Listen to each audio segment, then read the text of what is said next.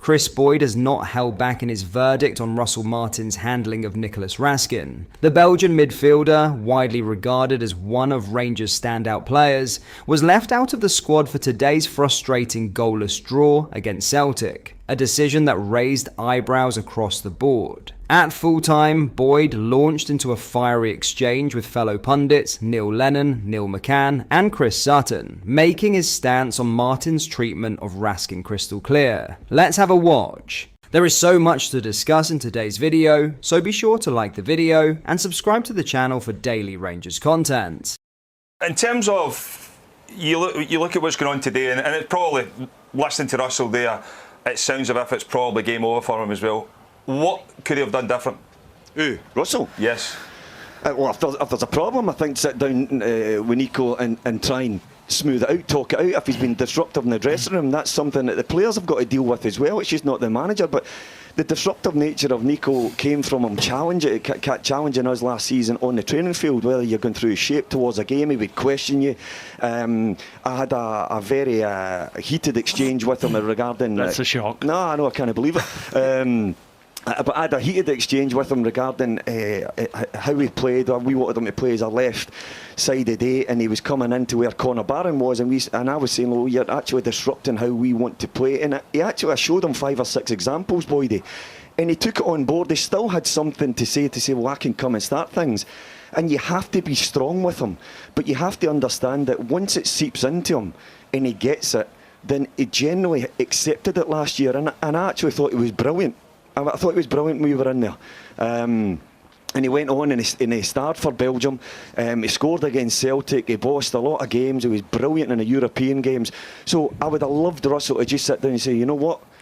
Maybe I'm making a mistake here. Yeah, is there a question... You know, when he is the only one, it might be challenges as such. You know, I think this Rangers dressing room has been questioned as, you know, there's a lack of leaders in there, and if he is the only one that's questioning the manager on a consistent basis, does that then look as if, well, you're a bad egg, we need to get him out and stuff?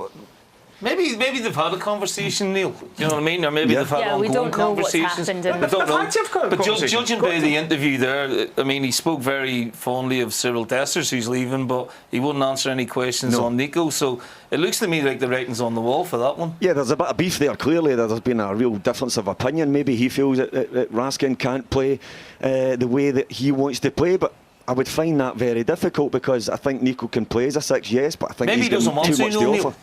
Do you know what I mean? Maybe he doesn't want to. Oh, that's interesting because the similarities from when he left Standard Liège are here again. I mean, we don't know if he's trying to force a move either. That might be the case. But the similarities, the way he left Standard Liège to what he's doing right now, are there as well. I'm with Neil on this. I think that if Nico Raskin is your best player, you've got to find a way to cajole him. Do you think he's he's Rangers' best player? Do you think he's his best? I think Raskin was the best Rangers player coming into the season. What if he wants to go though? Yeah,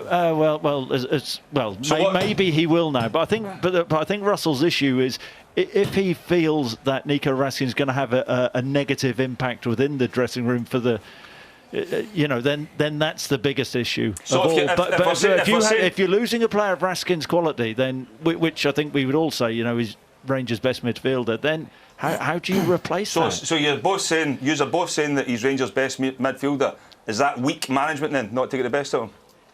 Well, I don't know if it's weak management or not, because we're not privy to the actual confidential conversations if they've had one, but I just think that sometimes you get a wee bit emotional about things and maybe you come to a certain decision, but if you're sat down and you look at it, Boydie, I do believe that this situation should have been resolved to keep Rangers' biggest sellable asset in the building, allow them to recapture the form that Russell said this team's going to start getting form and winning games, and let him recapture that power that got him into the Belgium team, the reputation that we're starting to build, and sell him then come January as a top asset. But just now his value has diminished because of his performances, yes, but also all of this bad kind of power that's going about the ground, the questions that's been asked about him, he's going to walk out of this place, it looks like, and Rangers are going to lose out.